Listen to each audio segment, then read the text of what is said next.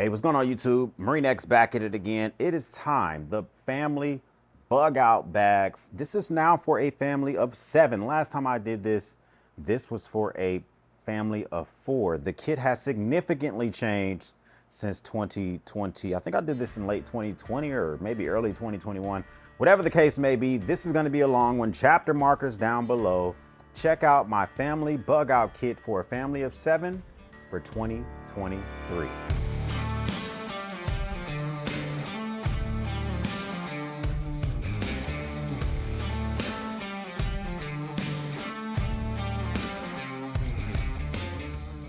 All right, guys, so this is a DIY kit. Anything that I talk about will be linked in the description down below. It's going to be on my website, so head over to my website, talk about why I put everything together, more in depth, any links for anything that you might be interested in or any alternatives if I can't find those specific items.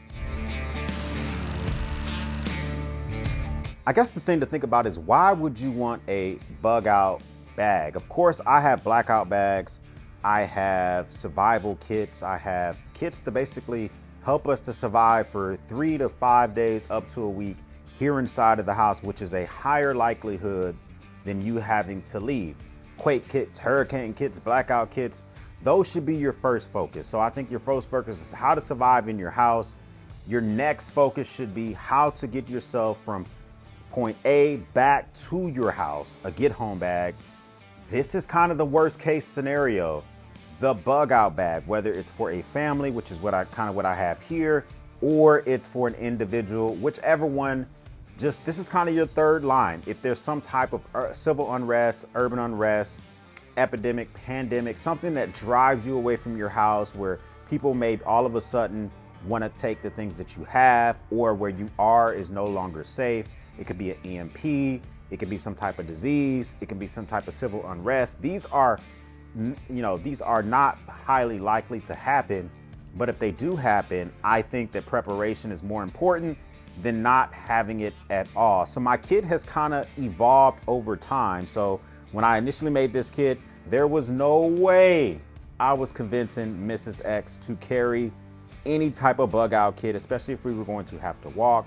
That has since evolved a little bit. She's a little bit more willing to participate in our own survival, which has allowed for me to reduce the size of the kit. So I was using a very large, antiquated, military style looking bag. So I went away from that. I ended up going with this Yeti Panga 75 liter, huge bag, and it fit everything inside of it. But this has great features. It's completely watertight. It floats on water and rivers. You can use it as a flotation device. But this thing does not ruck really well at all. And for me personally, my first thoughts when it comes to bugging out is taking my truck. But if it is an EMP and my truck's not working, or if we run out of fuel or whatever, then it's gonna be time for us to begin to walk. And I'm the one that has to ruck this thing. So it's kind of brought us to a solution for Vertex. So we have a Vertex system of readiness. I'm gonna be carrying the largest bag, which is the Vertex Base Camp. They have one bigger than this, which I think is called the Vertex Overlander. I'll link it up down below if I'm mispronouncing it. But, so this is kind of that nice 30-liter bag, which allows for you to fit a lot of stuff inside. We're going to have 2 of these. So one for me, going to be one for my wife. We also have a gamut as well, just in case she wants to use that instead. But now we don't have to carry this big bag. This looks a little bit more gray, man, especially if you don't get it in tan, if you get it in a different color. And this thing works really, really well. Now, I'm not going to do a full breakout. What I'll do is this bag is extremely similar to the Vertex Gamut. I'll link that video down below for my review for that. There's not too many differences for this thing. If you want me to do a full review of the Base Camp, let me know down below. Maybe we can do that. But this fits so much of these items in here. Some of this stuff will have to be field strip. I'll explain what that is. So now we know why you would want to do a bug out, how we intend to do it, which is first going with our vehicle. We have different bug out kits, and everything is already set aside. So everything that's here is designed for the survival once we get to the destination. We have changes of clothes and infant formula and different items that we need that change all the time. Those live in my truck, right? Because my kids are always growing. The different things that they eat, those have to be rotated out. They can't sit in a bag in a garage for months. This stuff, all of this stuff, other than me doing maintenance on some of the food rations and the drinking water, can just sit for months. So let's first start off with the food stores or the food items that we are going to keep in this kit. We are still rocking the cold weather meals ready to eat, or MREs for short. Why do I like the cold weather? Cold weather MREs have more calories, usually for the same amount of food. You can take one of these MREs, you strip it down properly. One MRE can last one person all day long. Now you can eat 3. That's a lot of calories to eat in one day, but so now we have several of these. I have a few here just to display what they look like, but now we can strip these down, eat them throughout whatever trips or journeys. And these have way more calories than a regular MRE, which I really, really like. I'm very familiar with how to use them. They're very easy to use. All you really need is you can just eat them as is, or you just need water and you're ready to rock and roll. But what if the MREs go faster than you imagined, or you're unable to secure food, which we'll talk about some of the items to help me secure food? Then I do have some not so delicious, but some emergency food rations. These are more of the chunky, you know, the 9 brick types rations here. This is going to have everything, you know, wheat, barley, vitamin A, B, all the vitamins you need to survive. It may not be the tastiest thing ever, but this thing is going to help you to make sure that you're able to make it just one more day. So everybody has the ability except for my youngest child, who uses infant formula. So we keep that in the truck. Now, water is extremely important when it comes to a bug out situation. I'm assuming that there will be some type of building I can tap into with a Silcock key, some type of creek that I can tap into to filter some water. But until we get to those points, I'm going to take emergency drinking water. I was just doing maintenance on these things. If you do buy these, you want to ensure that they have not expired. For instance, these expire May of 2025. So I know I don't have much longer, only a couple more years before I need to swap these things out. And there's a very specific method for drinking these. Make sure you follow the directions on the back, because if you drink it too fast, it can make you sick. If you don't drink enough, you can not be hydrated. So 2 different versions that I have, you know, so just Ditrex is one version. You can also look at the mainstay version. There's a lot of different versions. Just whatever you get, make sure you keep up with the actual expiration dates. So you get to the point where you're either running out of this water or you don't need it necessarily because you can filter water yourself. I like the Grail water system for quick access. Grail water system, you basically walk up to the water source, you dip this entire cup into the water source. Inside there is a filter. You push this down. You only go to the fill line on this thing. You push this down on the water you just achieved. Basically all the stuff that you don't want to drink, this filters that stuff out, and even filters out chunky stuff, which is one thing I like about the Grail system.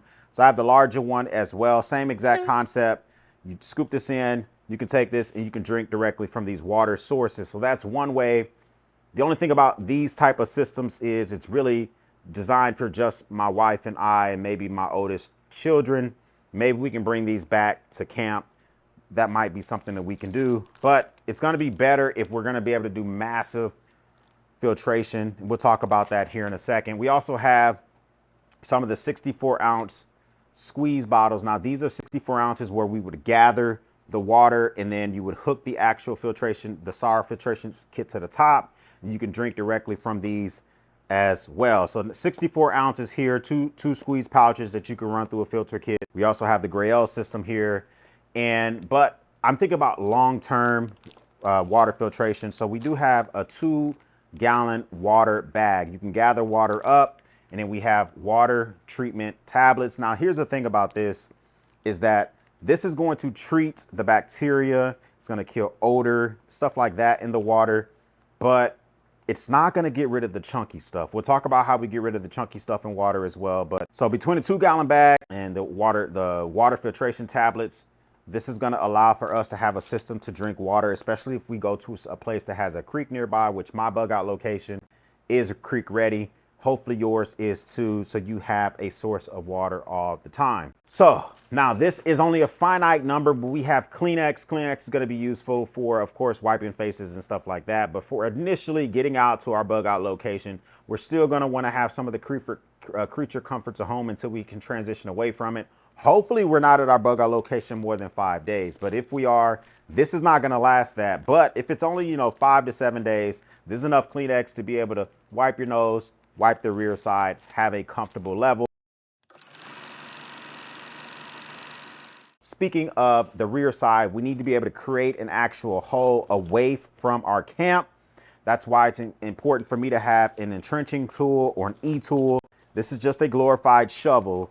Now I have a shovel in my actual truck itself, but if I'm separated from my truck, that shovel is, I think 4 feet long. I'm not going to carry that thing over my shoulder. I can get a Gerber E-tool, which this is the same one they issued to us in the Marine Corps. You can use this as a weapon. You can use this to help you get your tires out of a predicament, out of mud. And you can use this to dig a hole so you can be away from camp. You can use this to prep a fire space if you're going to be starting fires. Very handy to have a small E-tool with you. Now, this location that we have does have a physical structure on the land, but I still want the ability to camp out if we need it, just in case we get there and, there's holes or whatever. So I have several tarps. I'm a huge fan of these tarps here, mainly because they're big, they're gray, but they also have the grommet hose in here so that you can use 550 cord. You can tie these to trees. You can use them as a tarp, a traditional tarp. You can use it as a rain catch. You can use it as a windbreak. You can use it as a cover. Just all sorts of uses for tarps. So we keep several in our kits just in case we need to lay on the ground. We need to have it to cover some critical items. We need to hide something. Very large tarp is super important. As we move on into the kit, we start to think about what are we going to be doing as we get to that location to continue to set up that area. 550 cord has all sorts of use cases. I have tons of this stuff. I have a big old roll in my truck. I have them in my survival kits. I'm in my everyday carry bags. 550 cord can be pulled apart. It can be used. It's a 550 test, meaning it has a 550 pounds of brake strength for this cordage, which is why I like it so much. I was trained on how to use this when I was in the Marine Corps. I'm very used to using this thing, and I'm a big fan of the use of 550 cord.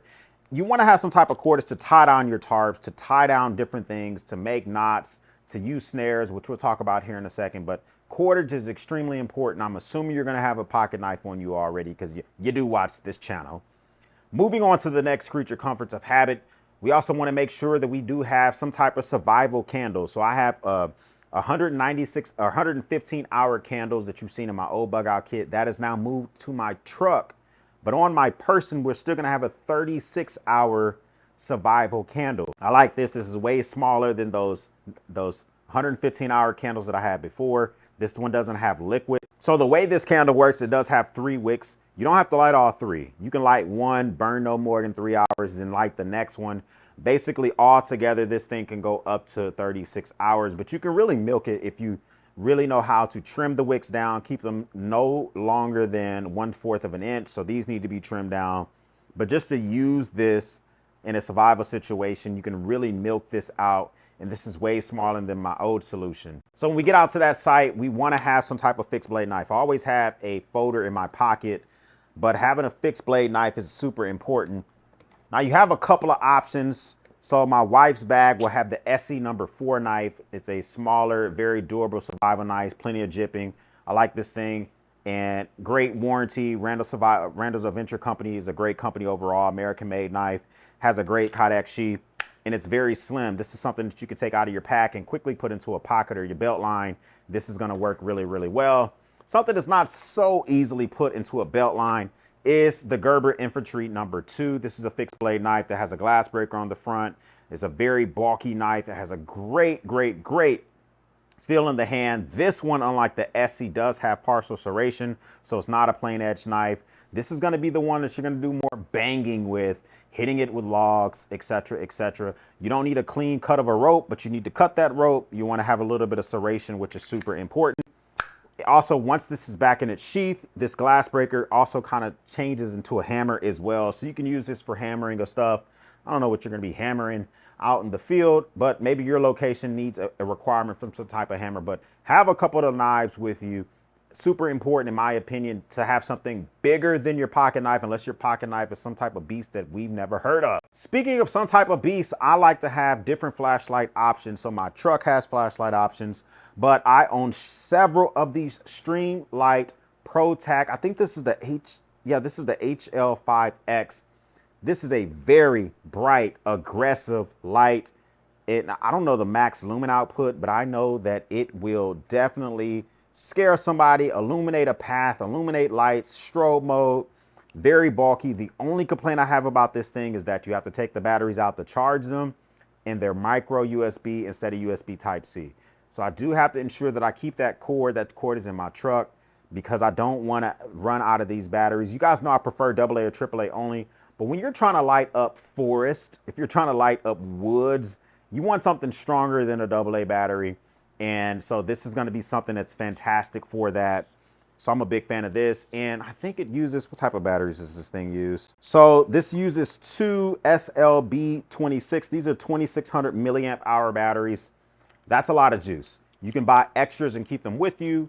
And that way you don't have to worry about charging them, which I think I probably should do that. I'm going to probably buy extras and keep them with me so I don't have to worry about them not working when I need it to. Continuing with those creature comforts, once we get to a specific area. As I'm setting up camp, I particularly am not a big fan of getting bit up by mosquitoes when there's absolutely no need for that. So the next section kind of has to do with bugs and keeping yourself comfortable, especially while you're trying to set up camp. If you're not comfortable while setting up camp, you're going to spend more time worrying about bugs, ticks, than actually setting up your site.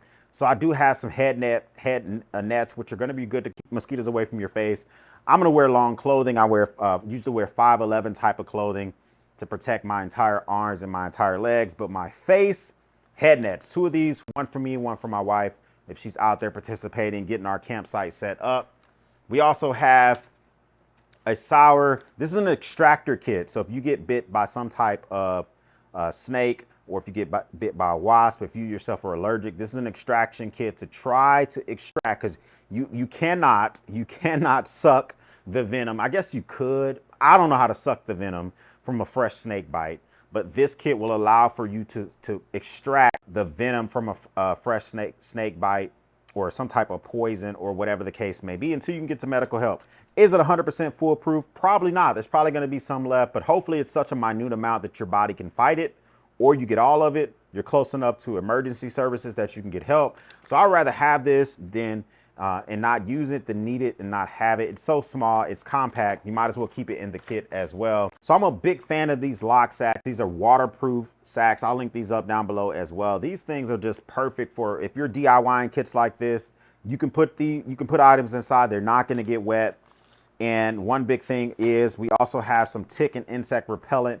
So it's a trifecta. So we have the mosquito net, we have the extractor, and you have the actual spray that you spray on top of yourself. We'll talk about these mini survival kits here in a second, but since we're in this bag, we'll finish this one up. This has an emergency signal mirror in here. It has a microfiber cloth, so you can use it to clean the mirror just in case your fingers have been all over it. This is a peeping mirror, meaning that if you're on a horizon, you can actually bring it up to your face and look through it and use it to signal. A lot of signal mirrors don't have a peeping hole, which I don't think is very useful. You want to be able to see what you're trying to target, which I think is fantastic. Also, I keep some Orion fluorescent green marking, basically marking paint. And you can use this over large areas to try to make it visible for planes that are overhead. This is visible to different flashlights at night. I like this stuff here, high visibility marker. This is also, we have an Acme tornado whistle, my favorite whistle when it comes to survival. So this kit has to do with drawing attention on purpose. So, you know, I want to be able to put these items inside. This is kind of my draw attention kit.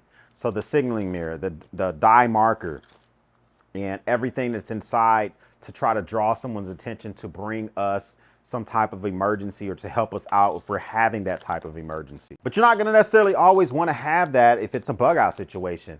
Depending on what the situation was for, maybe you do want people to come help you if it for survival, but you may not want to use this if it's for something where you don't want people to know your location. But the ultimate way for someone to know your location, I have a humongous, this is a US equivalent government issue of a signal panel. You can use this signal panel. So it's 57 inches by 23 inches, which is, I'm 73 inches tall at 6'2". So this thing's almost 5 feet in length and 2 feet in width. Very, very big. You can use this to help signal if you really want to draw some attention. Kind of a trifecta of signaling, I think, is important. You can also use it kind of sort of as a windbreak, but it's not very wide at 2 feet, but it's better than nothing. If you're trying to navigate to your location, I personally know exactly where mine is, but I have an extra base plate compass, which I prefer to shoot an azimuth or to use a proper map just in case I get lost, electronics aren't working. You know, I'm going to be able to get us to our location. But if I lose mine, I want to ensure that I have a very reliable one here. So I would recommend that you ever go with a Bruton or a Sunto, are great compasses, and something bigger than a button compass, something that you can actually shoot an azimuth or go to a certain direction to a degree versus a general direction with a button compass. So one thing also I think that's super important is you need to understand not only how to survive, but you should be able to read up on that beforehand. So we have the Ultimate Survival Guide. This talks about how to survive in the climate, land, sea, or in the wild. I've already read this book. I'm pressuring Mrs. X to read this book, but even if she doesn't, and I'm incapacitated, I'm hurt, whatever, she can flip through this and try to get some tips and tricks on how to do fire starting, how to set a windbreak, how to set a snare, how to set an emergency signal, how to extract from a wound, all sorts of survival techniques that she can look through here, which could be useful even for those that are a novice, which I think is important. The very back of the book has things that are in kind of a glossary of sorts, will help you quickly find a survival situation that you might need, like a flood or a storm or whatever. This is an extremely large emergency blanket. I have all sorts of these blankets, and I've gotten rid of all the ones I don't like except for 2 brands. I like the Soul, which is the survival outdoors longer, and the Indoor with no E. So Indoor and Soul are the 2 that I prefer. This is a humongous emergency blanket. This is 58 inches by 98 inches. This emergency blanket is bigger than this signaling panel, but it's not as strong as a signaling panel. But I like it because it's gonna actually keep you warm. You can manipulate it. It won't rip or tear like the very cheap ones that come in free medical kits. You can reuse this and you can incorporate it into your survival. So if you don't need it, then you can use it as a heat reflective. It's super hot. You can point it towards the sun. You can use this on top of your tarp. So you put this on top of your tarp. It's going to help reflect the sun away from your location. And it's very durable. You know, I just like it.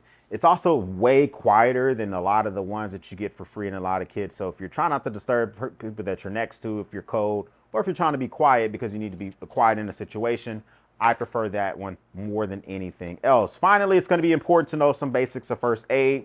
We do have a very extensive first aid kit, and just in case there are some things I need to point to brush up on, or the wife needs to brush up on, I do have a backcountry first aid and extended care book. This is going to have anything in here: how to set a splint, how to take care of a nosebleed. You know, things in here talks about children's issues, choking, how to administer CPR, just all sorts of stuff in here, which I think is very beneficial. What do you do if someone's having a heart attack? What do you do if there's lightning? So all sorts of tips in here I think is super important. Once again, it has the very back of the book. You can flip to a certain situation or scenario and maybe help navigate through that versus just wondering what to do. So an ultimate, this is a companion to my major medical kit, which we'll talk about here in a second, but this is 2 specific trauma items, which I want to easily be able to get to versus digging through this very big med kit here. This is a tourniquet, which is loosened, so it's not in the plastic anymore. It's loosened. It can be applied one-handed if I need to apply it to myself. And then also inside of here, we do have a CPR mask. Now, we're family, right? So I don't necessarily need to have a concern with CPR for myself. But if we roll up on a situation where I need to administer CPR, but I don't know who the hell they are, it's kind of nice to have a CPR mask. I am CPR certified, so that makes a lot more sense to me, having to put my grape on their grape, which is, I'm going to do it, but I would prefer not to. This is a behemoth. This is a mixture of an ouchie boo-boo kit with medicine that you can imagine, every medicine you can imagine, from Advil to Tylenol to ibuprofen. This also has chem lights, it has eye wash, it has frog tape, it has adhesive tape, it has Israeli bandage, it has sunken chest wound care, anything that you can imagine, it's in here. Sting relief. This is the most comprehensive and put together medical kit that I have ever made. And this is the type of kit that I really wanted to make sure that I segregated the items so medicines are segregated away from things such as bandages and gauze. And I'll link up a kit that's probably comparable to this DIY kit that you might be able to use. Israeli bandage, if you know how to use it, a SWAT tourniquet to go along with the regular tourniquet as well, a chem light. I can break this open and keep it inside of here so I can just illuminate this kit, or I can break this open, hang it from the molly on the outside, and I won't lose the kit in the dark. And then in the very front, I keep a Leatherman Raptor tool, which is a great tool for cutting clothing.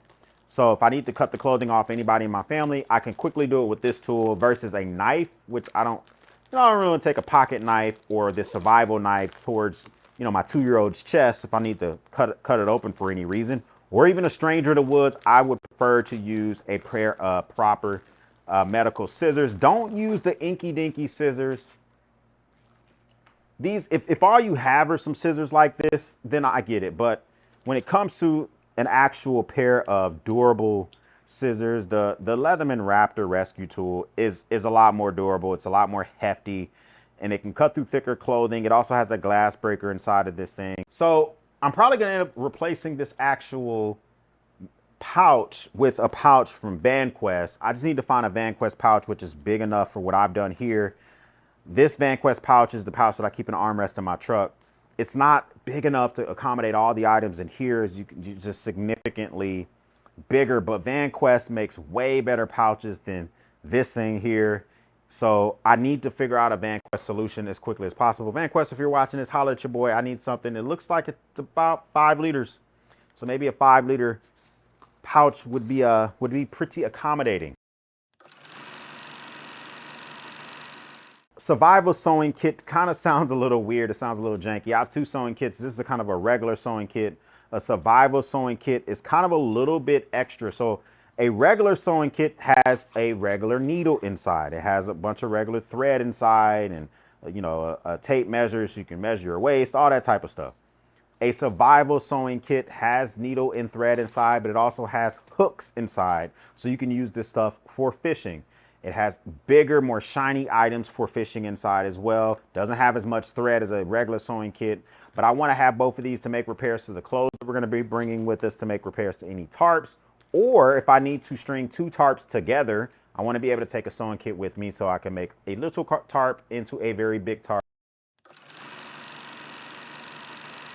So we do keep some safety lights or chem lights if you want to use the brand name. These are called Snap lights, which is a competitor to chem lights. These go for 12 hours. They're in different colors.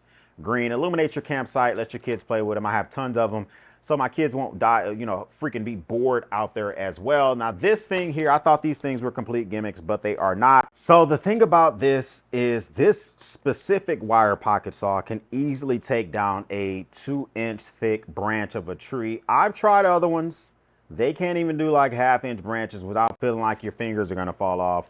Very capable saw. I think it's great. I also have a hacksaw and a bandsaw, a Laplander saw in my truck, but that's nice to just be able to have in your bag and pull out as you need. Now let's talk about some of these smaller kits as well, because this kind of makes a full circle for survival. So first, let's talk about gathering food while we're on location. So my truck has all sorts of stuff when it comes to gathering of food. If we have to bug out, there is a preparation to put some type of AR quickly into my vehicle, and also a crossbow into my vehicle. I don't know how to use a regular bow and arrow, but I can use a crossbow, and I also have long rifles. But that's gonna be for things that walk on land. I have an entire fishing kit here that's kind of a DIY mixed with Best Glide, as I just mentioned.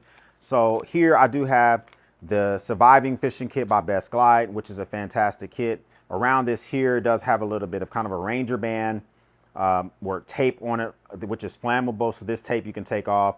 You can use it in chunks and pieces to help with fire starting, and the inside of it is a very extensive fishing survival kit. I have some snare wire. Now, depending on the wire that you get, you just want to make sure that whatever gauge you get is not necessarily too strong. This is a 24 gauge wire. I wouldn't go more than 20 gauges on wire, because if you go, the lower the number, the stronger the steel. It's going to be harder to manipulate. So this is 24 gauge wire. If you were to find yourself like 18 gauge and you thought it was going to be great, it's going to be hard for you to bend that and twirl it to make traps. But that survival guide book is going to help you if you've never made traps before. And this is like over 300 feet of wire, even though it doesn't really look like it. In here, it does have a, what is that, a Farsenal, I think is how they pronounce it. But this is a magnifier, and it's also a fire starter using the sun. So you have that. They also have ones that have built-in rulers and stuff like that. But I know that Best Glide, they make some really good fire starters, so I like that. So in here as well, I keep a can opener. You can use this for, of course, opening cans. But you can also use this for if you were to find cans in a wild, or if you were to find aluminum in a wild. This cuts aluminum really well because it is a can opener. A lot of cans are made of aluminum. Now, earlier we talked about if we're gathering up some of that water with this kit here, this is going to take care of the odor, and it's going to take care of the bacteria in the water, but it's not going to take care of the chunky stuff. If you run that water through a coffee filter before you purify it, it's going to get the chunky stuff out. So we keep coffee filters in the kit, which is just a great thing to have with you.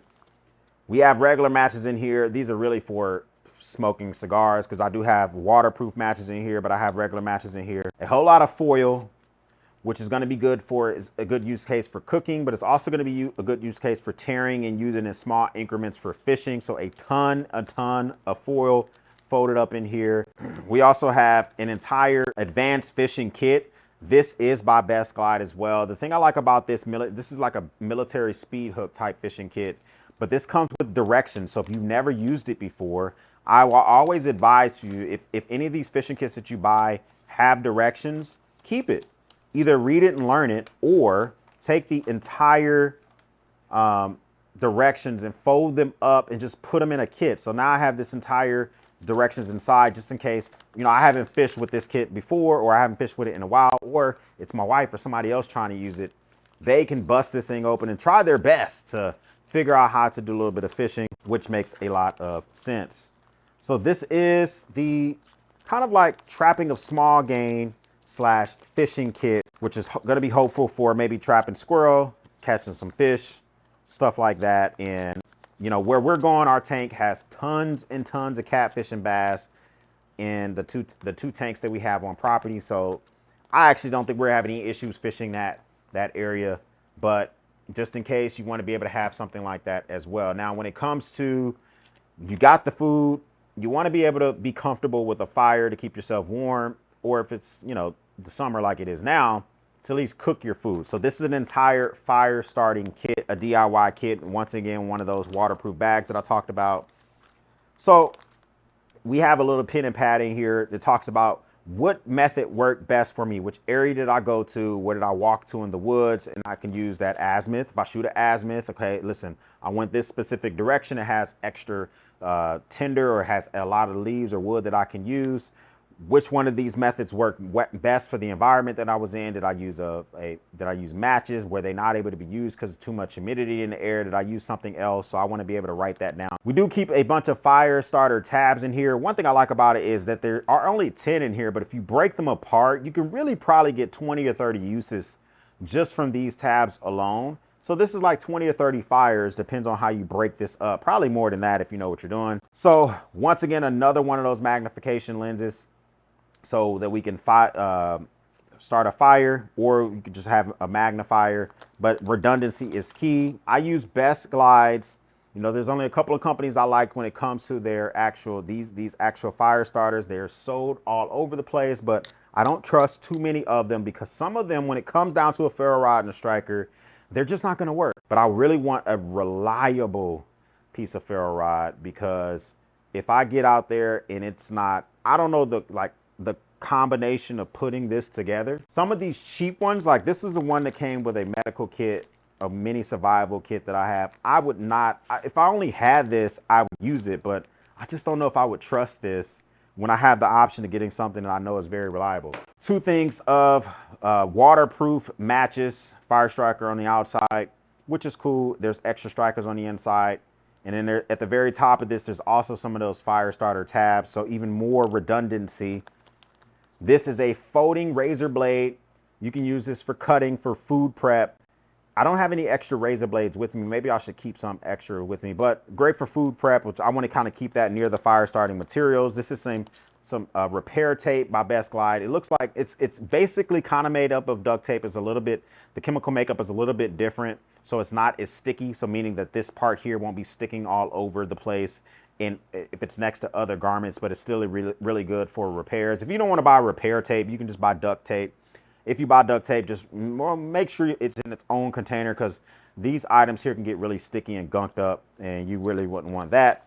Here I do have a pack light. This is a 9-volt LED flashlight. Now you guys know I like AA and AAA, but this flashlight's 9-volt, bigger battery, bigger light, but I want to be able to have some type of small light if I'm trying to start a fire, and maybe I don't have the flashlight in my pocket, maybe I've handed it, my kids aren't around. This thing is fantastic. It slaps onto any 9-volt battery.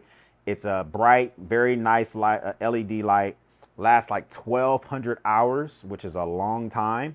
You can kind of, and because it's a 9-volt battery, you can set it up and kind of use it like as illumination. All right, so that is it. This is my family bug out kit that goes on my back. There are other items in my truck, which will be a part of my EDC truck video, but it kind of works all together. I believe in a primary, secondary, tertiary when it comes to survival and prep. Primary is going to be bugging in, staying where you're at, surviving where you are, quake kits, hurricane kits, blackout kits, 3-day survival kits, you know, things that are keeping you guys safe inside your house. Second is gonna be get home bags and kits, things to get you from somewhere else back to your house. Put that together second. Third is thinking about something like this, a bug out kit. Together with my vehicle in this kit, I have a bug out system. It also includes binders, things, pamphlets, the places that we're going to go. If you guys want me to link that up down below, I can put that on my website. Let me know. If you want to know my entire bug out plan, minus you're not going to know my location, but the plans that I put together, who do I inform where we're going? Who do I inform when we're leaving? If there's an emergency here in Texas, that might not be influencing my family in Ohio or my family in Tennessee. So I have a plan to let certain people know where we're going, when we left, and how to get in contact with us. So I have an entire bug out system. So this is just the start of it. Comment down below, what am I missing from the items that should be on my person? If you made it this far into the video, I want you to put merch in the comment down below. We are going to be dropping merch soon, all sorts of tumblers, all that good stuff. So that stuff is coming. So I know if you made it this far in the video, put merch. I will heart your message. I would love to know your thoughts. Is this overkill? I don't think it's overkill. If you think it's overkill, you're more than welcome to pound sand. Make sure you hit that like button. It is right next to the subscribe button. Hit that button as well. We would love to have you a part of the battalion. Comment down below. Let me know what should be added to this thing, or let me know how crazy I am for having this kit all together. If this is your first time stopping by, hey, thank you. Thank you once again for stopping by here. Hit the button, join the battalion. If you like something like this, then click right here. I'm gonna put a video up here that's gonna talk about my current get home bag, which is that secondary, and how you should think about putting that together. For everyone else, we'll speak soon.